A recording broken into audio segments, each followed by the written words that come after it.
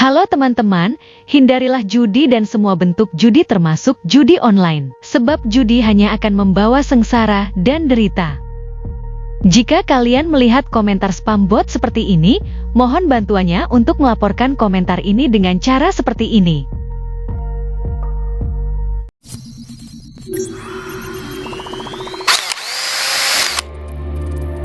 Assalamualaikum warahmatullahi wabarakatuh. Selamat datang kembali di Rio Hotspot Channel.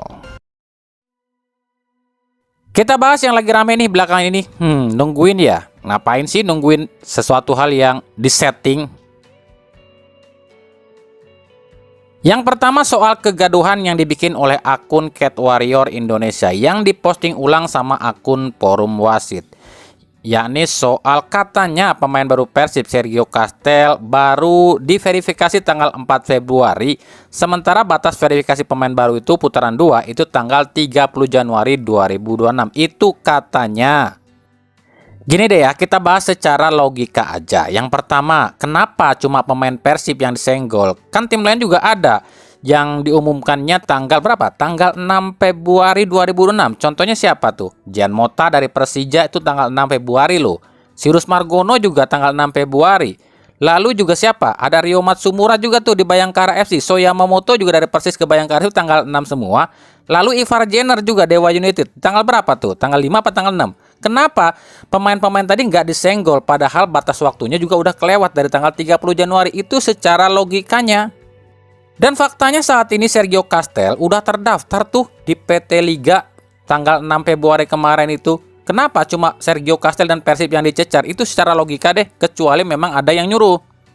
Yang kedua, lihat, ini adalah regulasi BRI Super League 2025-2026. Di sini jelas tertulis ya, periode pendaftaran pemain baru putaran 2 itu dari tanggal 10 Januari 2026 sampai 6 Februari 2026.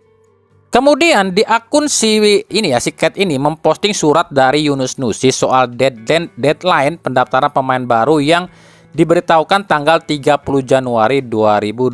Buat kami ini nggak masuk akal. Kenapa nggak masuk akal? Pertama, ini surat itu surat pengantar yang ditujukan untuk para owner klub atau pemilik klub yang bukan surat keputusan. Ini cuma surat pengantar untuk para klub untuk berdiskusi apakah setuju tanggal 30 ini penutupan verifikasi atau enggak, bukan surat keputusan.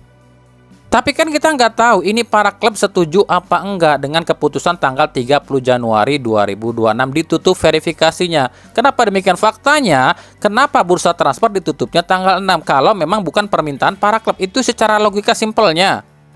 Coba deh kalian perhatikan tulisan yang ada di surat Yunus Nusi ini. Ada yang aneh nggak? Coba lihat, perhatikan baik-baik. Di sini jelas tertulis ya, putaran 2 verifikasinya itu dibuka 18 Desember 2025, ditutup 30 Januari 2026. Di sini aja udah janggal kok. Apa yang janggal?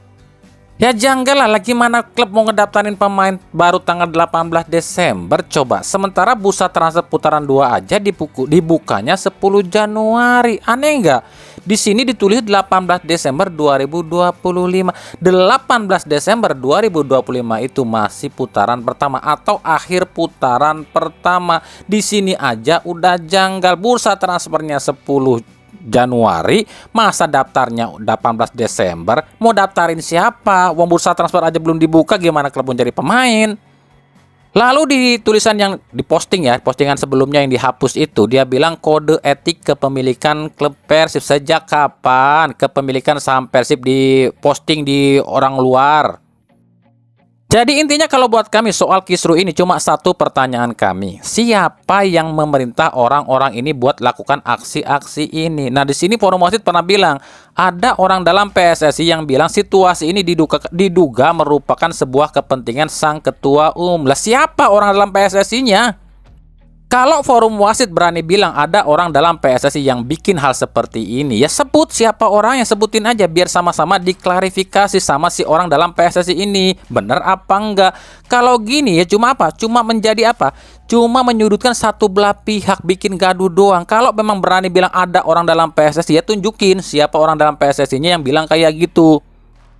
Udahlah, nggak usah segitunya. Kalau klub kalian mau juara, apa udah kehabisan akal, udah kehabisan cara gitu? Gimana caranya agar klub yang emang jadi jatah juara musim ini tetap jadi juara? Gara-gara apa? Gara-gara Persib yang saat ini tuh tiba-tiba ada di puncak. Padahal Persib kan nggak disetting jadi juara. Nggak ada jatah buat Persib juara musim ini. Tiba-tiba Persib ada di puncak, terus kalian udah kebakaran jenggot gitu. Kan solusinya gampang soal kisru ini. Kalau beneran berita ini benar, kan tinggal minta aja ke PT Liga, PSSI, dan orang dalam PSSI, dan juga para pembuat akun ini, berita ini, dan pihak Persib bikin sebuah konferensi pers, bener apa enggak. Jangan cuma nantinya jadi apa ya, sebuah tuduhan yang memecah belah dan cuma buat ngancurin Persib doang.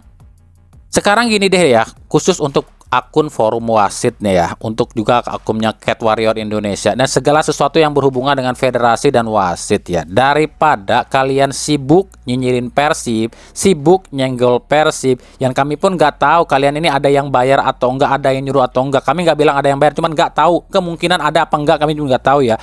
Ya mending kalian urusin dapur kalian, wasit kalian yang dibenahi. Udah terlalu bobrok, udah terlalu banyak kasus wasit kalian. Kenapa kalian sibuk ngurusin klub orang? Kenapa kalian gak sibuk ngurusin wasit kalian? Bahkan ada tuh di Liga 2 wasit jual istrinya di micet. Kenapa? Kalian diam-diam aja. Malah kalian sibuk ngegangguin klub yang udah stabil. Kenapa? Apa karena ada yang bayar?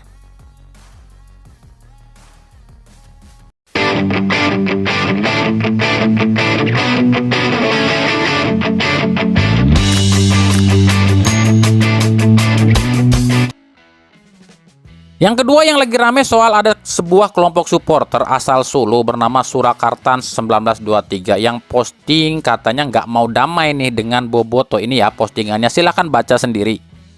Kami kok lucu ya lihat postingan yang kayak gini. Kok yang ginian dibanggain ya? Udah kebalik nih dunia. Bukannya serukan perdamaian, malah serukan permusuhan. Lah kalian gak mau damai dengan supporter Persib, kok sama supporter PSIM kalian kemarin ribut tuh? Aneh aja gitu, ada orang yang gak mau damai. Apa kalian ngerasa punya nyawa 9 gitu? Gini loh ya, yang harus dibanggain itu sebuah prestasi, bukan kebencian, bukan benci. Lagi mana klub kalian mau berprestasi kalau pendukungnya cuma nyimpen benci? Aduh. Kami sih sebenarnya nggak mau menghakimi atau meledek lo ya, cuma sedikit info aja. Betul emang, klub Persis Solo itu salah satu pendiri PSSI. Tanpa Persis Solo, PSSI nggak bakalan ada. Betul emang, cuma permasalahannya dan faktanya sekarang itu, tanpa Persis Solo pun Liga Indonesia tetap bisa jalan tuh, dan itu udah kebukti. Dari tahun 2007, kalian kan 2007 itu udah masuk Liga 2 ya, sampai 2023 tanpa adanya Persis Solo di Liga 1 atau Liga Utama atau Liga 1 tetap jalan tuh.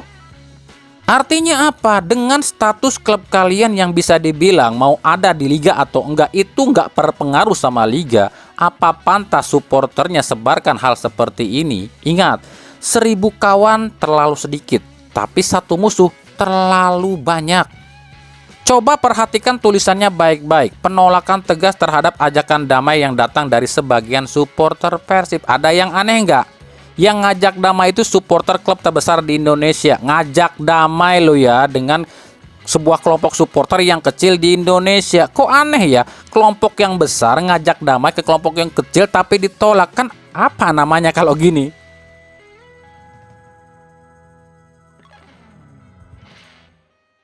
Yang ketiga yang lagi rame ini, para bos dari Borneo FC tiba-tiba bikin postingan yang bikin penasaran. Mulai dari manajer Dandri Dauri yang bikin postingan, "Kamu anak papa ya?"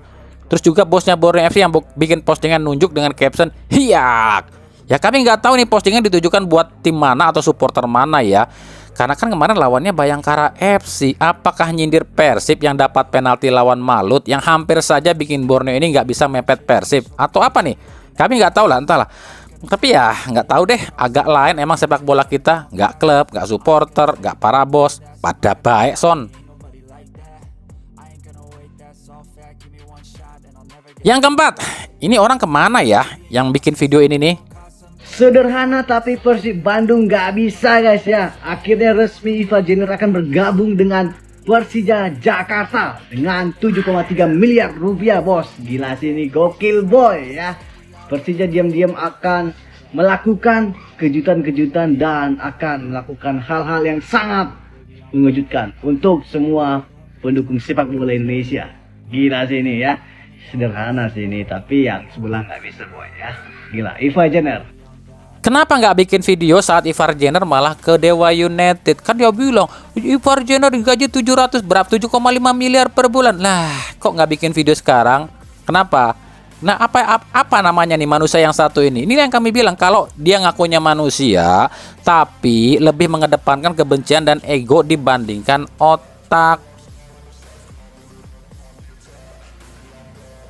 Yang kelima, kita ke futsal sebentar. Ya memang sih Indonesia kalah di final lawan Iran dengan adu penalti, tapi kami tetap bangga kok. Sebab ini sejarah loh. Indonesia pertama kali masuk final AFC, apalagi kalahnya cuma penalti. Tapi ya mau gimana ya? Pemain udah bagus, permainan udah bagus, pelatih juga bagus gitu kan. Penontonnya, netizennya yang nggak bagus. Salah satu pemain futsal timnas Indonesia, Israr, ini dihujat abis-abisan sama supporter kocak atau netizen kocak Indonesia gara-gara dia gagal penalti di final. Habis dia dihujat cuy. Aduh, ini Konoha makin parah bener ya, ini penyakitnya. Kalau kami mah tetap bangga tuh sama timnas futsal Garuda Licin namanya. Gak perlu gembar-gembor timnas futsal mah, tapi final cuy. Daripada tuh yang sebelah sibuk pencitraan, tapi targetnya cuma AFF. Cuak.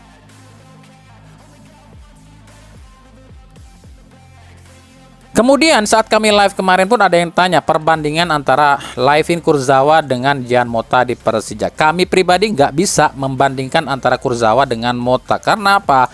Karena dua pemain ini, dua pemain dengan posisi yang berbeda, dengan tipikal yang berbeda. Jean Mota ini adalah gelandang ya, gelandang yang mungkin tugasnya ya kreativitas, tentu saja kreativitas yang ditonjolkan, juga presisi permainan, juga shooting dan juga rasio mencetak gol yang diutamakan oleh Jean Mota karena tugasnya adalah seorang gelandang. Secara permainan bagus, sangat bagus, kami lihat CV-nya bagus banget ya si Jean Mota ini. Tapi kalau secara pengalaman internasional memang masih di bawah Kurzawa. Terbukti kan kalau si Jean Mota ini kebanyakan main di liga-liga Amerika Latin, Amerika Tengah gitu kan. Ini pemain bagus dengan visi permainan yang bagus. Sementara kalau Kurzawa ini kan bek kiri. Tugasnya kan tentu bukan soal nyetak gol kan, tugasnya bertahan dan crossing. Secara stamina, kami akui memang mungkin ya Kurzawa akan kalah dari Mota karena Kurzawa itu memang resiko cederanya lebih tinggi dibandingkan Mota. Untuk cetak gol pun bukan tugasnya Kurzawa. Kurzawa itu tugasnya cuma bertahan dan juga crossing. Tapi kalau dibilang soal pengalaman internasional, jelas Kurzawa di atas Mota. Kita tahulah Kurzawa ini pernah main di PSG, Monaco, Fulham, klub-klub raksasa tuh ya, yang pernah dibela Kurzawa. Jadi kalau dua pemain ini dibandingkan, kami nggak bisa ngebandingkan karena beda posisi.